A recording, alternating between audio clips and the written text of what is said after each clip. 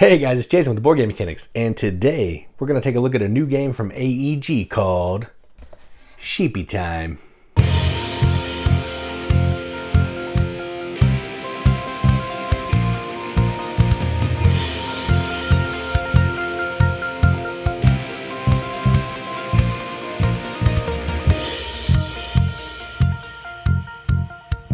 Sheepy Time is a game for 1 to 4 players, plays in about 30-ish minutes, and it's from AEG, or Alderac Entertainment Group, which I already said.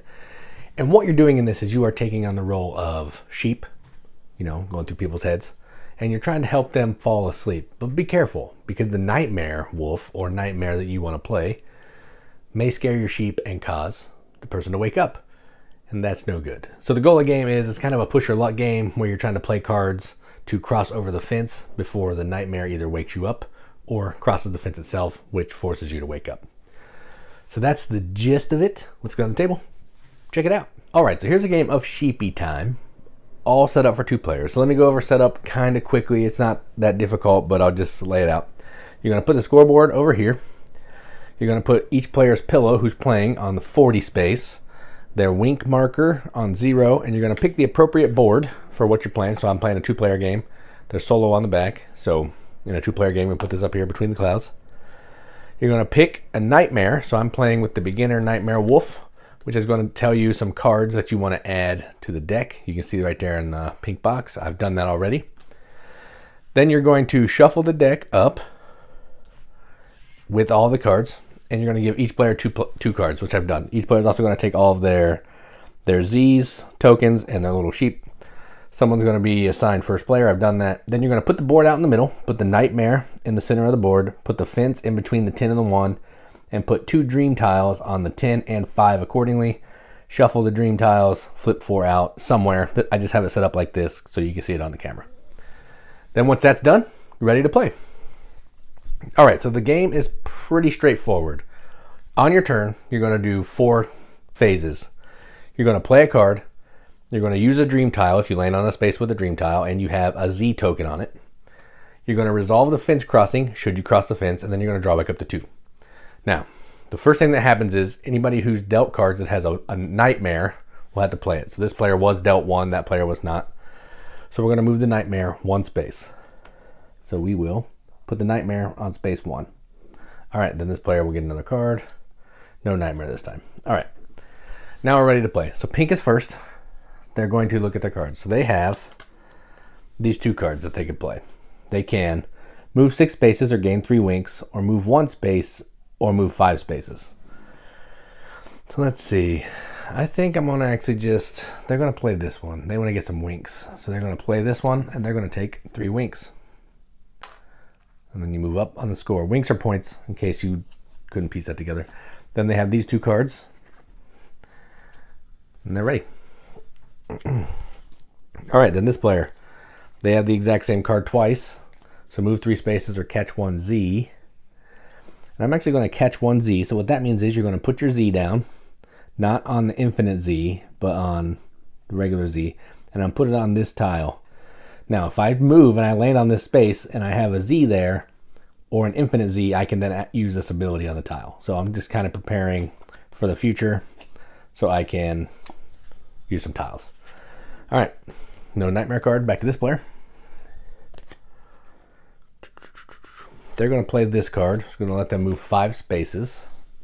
Now, if you pass over the nightmare, it doesn't matter. You don't get scared. If you land on the nightmare, you'll get scared, and that means you'll put your sheep down like this. If you get scared again, you wake up.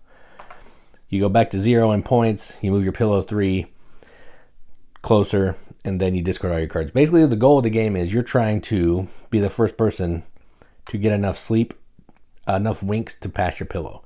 So you want your pillow to come closer to 1, and you want your winks to go far away from 0 as you can. And that's how the game's going to work. So they're moving 5 spaces. So they're technically going to move 6. Oh, no, they will go there. Oh, that's pink. Just kidding. So pink will go there. And they don't have anything on the tile, so they can't use the tile. And they haven't crossed the fence, so we'll ignore that. And now we will just draw a card. No nightmare, so we're good to go. All right, back to this player. They have move 3 spaces or catch 1 Z, or moves 5 spaces, gain 2 winks. I think I'm actually going to move 5. I'm going to move 5 and gain, and that'll put me here. This one's not scared though. Put me here, and I'm going to go ahead and use this tile. Double Dutch. I'll take this token off. Play the other card in your hand. So now I got to play this card. So I can move 3 spaces or catch 1 Z. I'm actually going to catch 1 Z right there. And that was their turn. Now I have to draw back up to 2 because they played both their cards. No nightmare cards, so they're good. All right. So this player has move 6 spaces or gain 3 winks, or move 1 space and catch a Z. I think they're going to play this one and move 6 spaces. So let's see. 1, 2, 3, 4, 5. Ooh, 6. So they're going to jump the fence, but they'll be scared because they're in the same space as the nightmare. Nothing else bad happens. That's fine. So then what's going to happen is they have a choice to make. They cross the fence. So when you cross the fence, you have a couple options. You can take 5 winks and be done for the round. Basically, you're passing. Or you can decide to press your luck and continue playing, but you can't decide to stop again until you cross the fence. And should the nightmare make it back across the fence before you can, everyone gets scared, awake, and the round ends automatically. So you're trying to race in the nightmare, and you're trying to race the other opponent, just trying to score as many points as you can. So I think what they're going to do is they're going to pass. So they will go 5 more. So they're at 8. They pass, so they discard the rest of their cards. Take their sheet back. And they're out of the round. So now it's back to blue. They can keep playing until they're done. And they're going to go 1 space. Draw a card. No nightmare. Then they're going to go gain 3 winks. And then they're going to play this one. Move 2 spaces. 1, 2.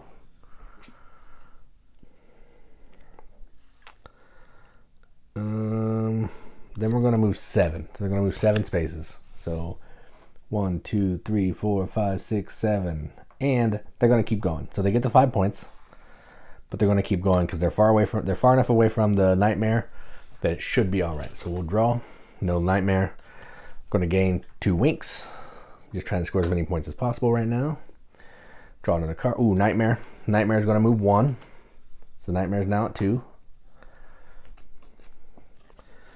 Let's play this one. We're going to move 4 spaces. 1, 2, 3, 4. Draw a card.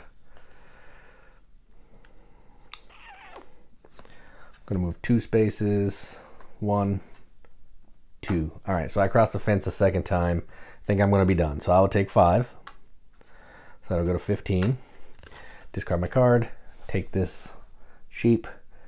And now we're done with that. So at the end of the round, what you're going to do is you're going to evaluate the points. So we're going to see who's farthest ahead. So in this case, it's blue.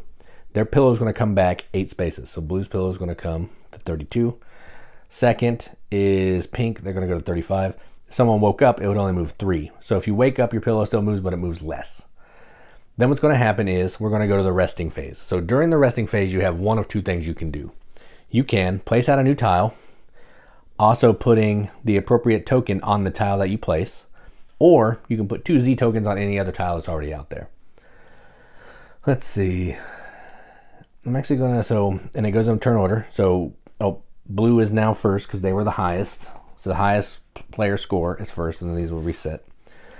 And then what's going to happen is they're going to play this one. You can put it on any space of the board that you want. If the board is full, you have to do the put 2 Z tokens out on the board. Let's go ahead and put it on 3. And then because they placed it, they get to put an infinite Z on there, so they can just use that tile when they land there. Refill another one. Let's see.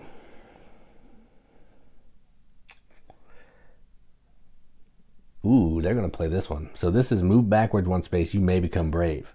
So what brave means is if you're scared, you can stand your sheet back up and you're not scared anymore.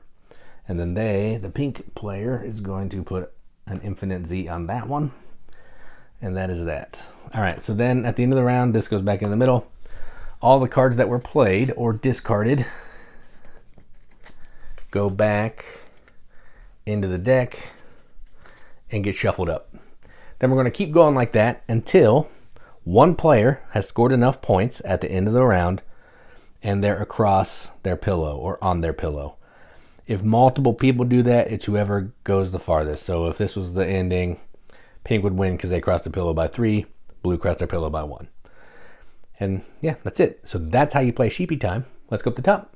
See what I think about it. All right, well, that was Sheepy Time. First off, let's talk about these components.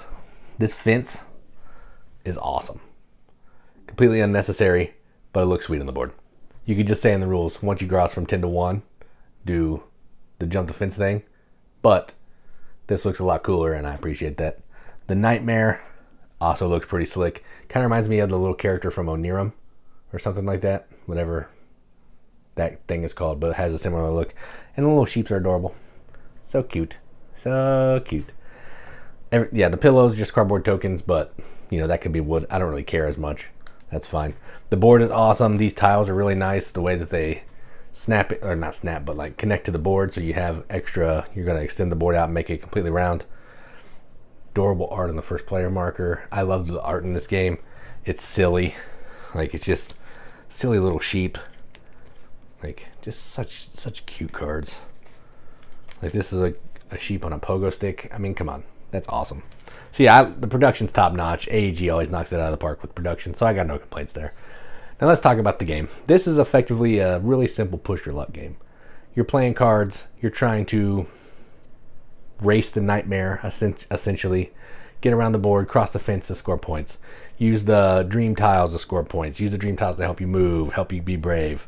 Just use the abilities on the board to help you get more points than your opponent. That's it. So the hard part about this game is when you cross that fence the first time, you're trying to determine, well, where's the Nightmare? If he's back at the beginning, keep going. If it's close to the fence, you may, want to stop because it could be hard for you to get back across that fence before the Nightmare does. And then everything you've earned is for naught. So that's the push and pull of this game, is when to stop when you're playing, when do you want to keep pushing your luck to try to make it over that fence a second or third time, that kind of thing. It's a simple game. It's easy to play. It's easy to teach. The rule book is laid out very clearly. Everything makes sense. It even has little boxes that say, note, here's some extra clarification, or here's what this really means, or in long term, whatever. No complaints. So I like this game quite a bit. Push your luck is my jam. I always like it. So this should be no surprise that I enjoyed it. So I'm going to give this a 7 out of 10 on BGG, which is a 3.5 out of 5 wrenches on an arbitrary wrench scale. That means absolutely nothing. But I like to give it the games that I enjoy, and that's what I'm going to do. So, BGM accepted, which I didn't say before I started all that, but you should have got the picture. You get the picture. So yeah, this game is great. I like it. If you haven't had a chance to check it out, and whenever it goes on sale, I'm not sure when it hits the stores. I think it's later this month, and this month being May. I believe it's near the end of this month. So if this looks interesting to you, definitely go pick it up. AEG is a great company. They make awesome games, and this is a game you can play with your whole family and just have a lot of fun. So that's Sheepy Time from AEG. I'm Jason with the Board Game Mechanics. And as always, keep gaming.